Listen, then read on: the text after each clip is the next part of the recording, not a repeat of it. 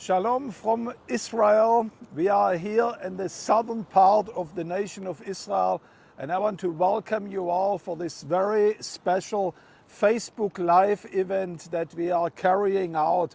In just a few minutes, I'm going to make a very exciting announcement in regard to the Feast of Tabernacles, to the celebration of Sukkot. And I want to show you a little bit where we are. We are in the area of Beersheba, not far away. This was the place where Abraham was living, where he was digging a well, where he was living with his family for several decades. This is the land of the patriarchs.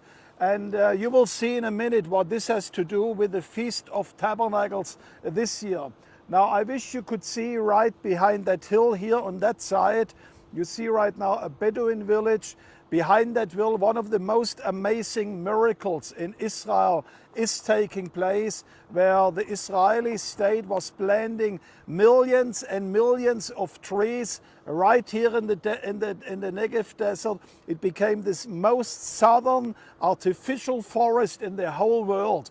And Israel is a pioneer here in this region to green the desert to such a degree that just a few weeks ago, John Kerry, the State Secretary of the United States, he was here and says, I'm convinced with what I'm seeing here in the desert is that Israel has the answer for global warming.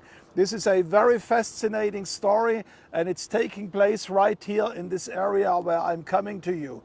Now, you might wonder, what does this area have to do with the Feast of Tabernacles? And I will keep that point as a surprise for all of you for the very end of this Facebook Live. But again, everybody who is joining us on the Facebook Live, welcome.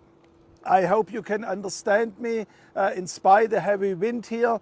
But it's an amazing place here in Israel. We, as a matter of fact, we have just the very first warm days here in Israel. The month of March was the coldest month of March, with probably the most rainfall ever detected here in Israel during the month of March. The Kinneret is full. The land of Israel recovered its water resources. And we are here today. It's one of the first warm days that we do have here in Israel. Now, an amazing announcement that I want to make with you today, and I hope you all are praising yourself, is there will be a physical Feast of Tabernacles in Jerusalem 2022. I say it again. We will have this year the first physical Feast of Tabernacles in Israel since the COVID crisis stopped or paralyzed global travel. So this is a very exciting announcement, because I know many of you have been calling us, have been sending us emails. You said, Jürgen, are we going to have a Feast of Tabernacles this year? And the good news is, yes, there will be a physical Feast of Tabernacles taking place.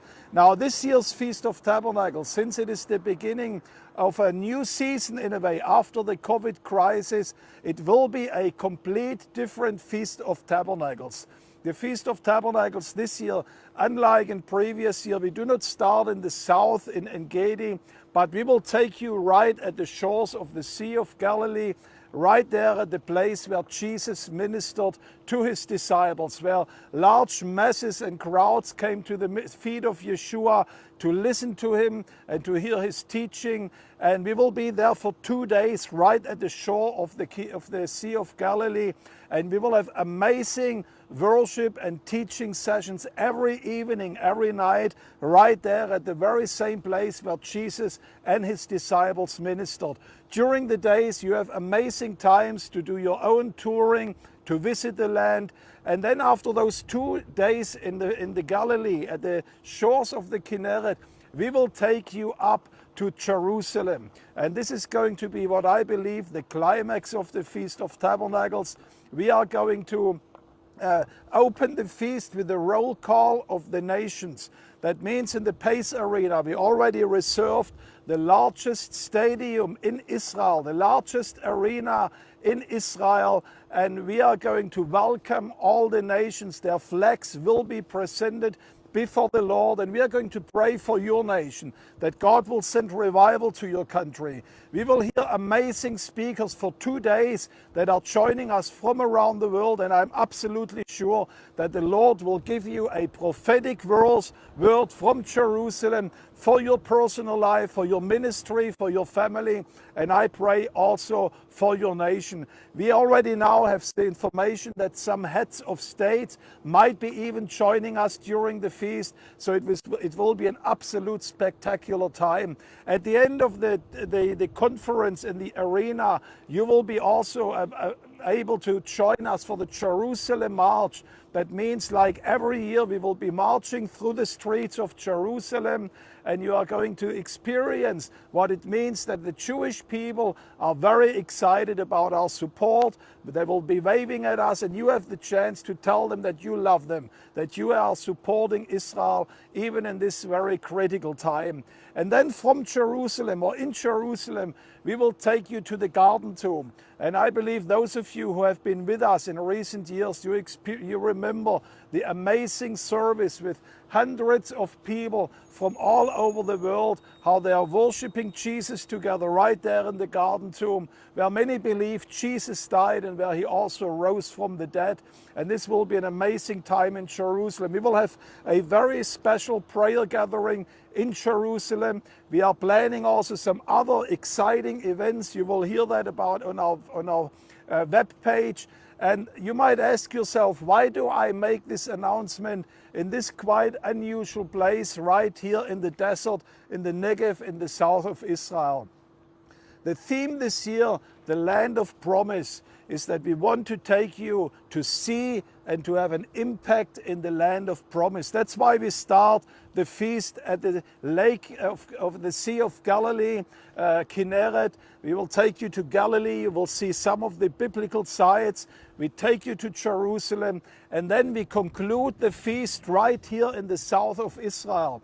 We will be at the very border of the Gaza. You will see the threats and the challenges of the Gaza community, and also the blessing that we could bring over the recent years to these very endangered communities. But also what I'm very, very excited about, we right here where you see it's a desert land, we want every pilgrim of the Feast of Tabernacles to plant its own tree here in Israel. That means when you are leaving the land of Israel, when you are going back, you will leave something behind. There will be a footprint of you right here in Eretz Israel. And before you go to the airport, before you head home, there will be a tree planted in your name right here in this area where I am. I can't tell you how excited I am about that. It will be, I believe, the best Feast of Tabernacles that we ever had. And I want to invite you personally.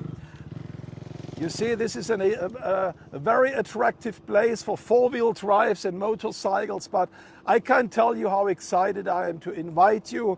I believe this will be an amazing time in the presence of the Lord. I want you to remember that the Feast of Tabernacles is a moed, a time where God promised to meet with his people, and I'm sure that God is going to meet with you. He's answering your questions, and maybe he will touch you even in your life wherever you need a visitation of the Lord. So I look very much forward to visit you. I believe you will see several links here on this page where you can register for the Feast of Tabernacles, and I look forward seeing you in Jerusalem at the Feast of Tabernacles. Until then, God bless you here from the land of Israel.